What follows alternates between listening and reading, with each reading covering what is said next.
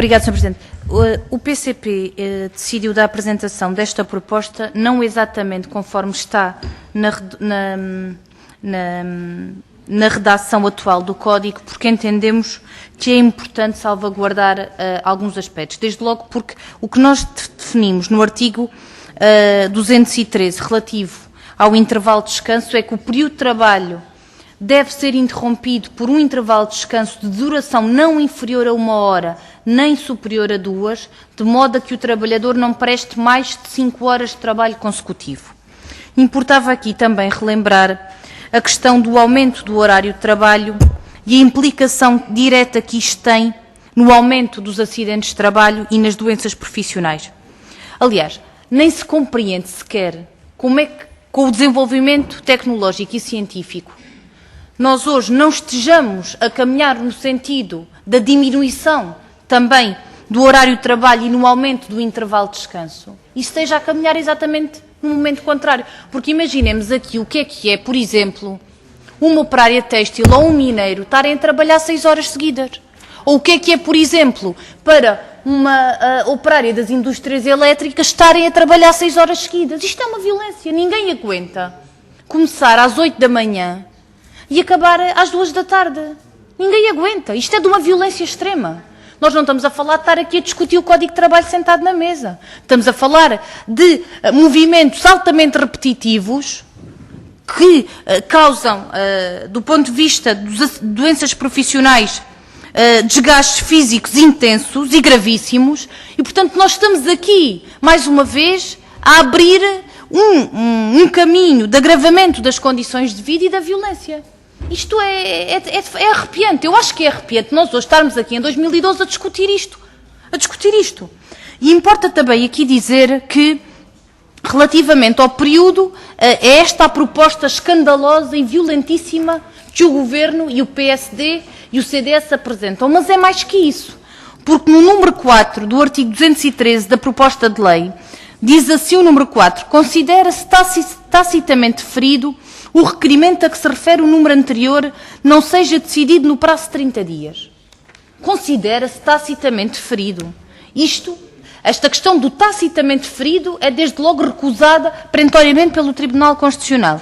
E nem no direito civil o silêncio vale como declaração negocial. E no direito de trabalho vale.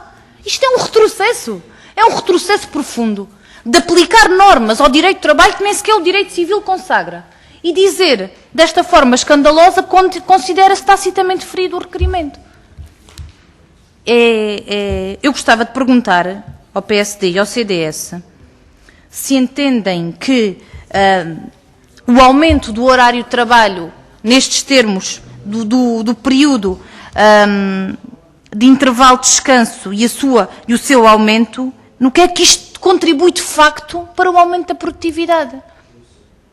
O que é que isto contribui, por exemplo, para um operador de um call center estar a responder a chamadas 6 horas seguidas, quando, ao fim, muitas vezes, 3 horas, já é uma violência conseguir esclarecer, dar informações? Imagina o que é estar 6 horas a prestar declarações ou a vender outro tipo de serviços. Isto é de uma violência. E o que este Governo aqui propõe é um retrocesso profundo que importava pelo menos um esclarecimento, que há justificação possível sobre esta matéria. Vou tentar fazer um esclarecimento rápido.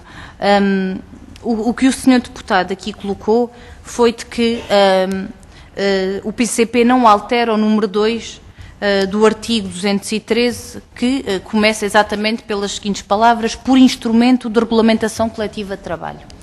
E é verdade que não o fazemos, exatamente porque iniciámos esta discussão definindo e discutindo o artigo 3º, que é um princípio basilar do direito de trabalho, que é o princípio do tratamento mais favorável ao trabalhador.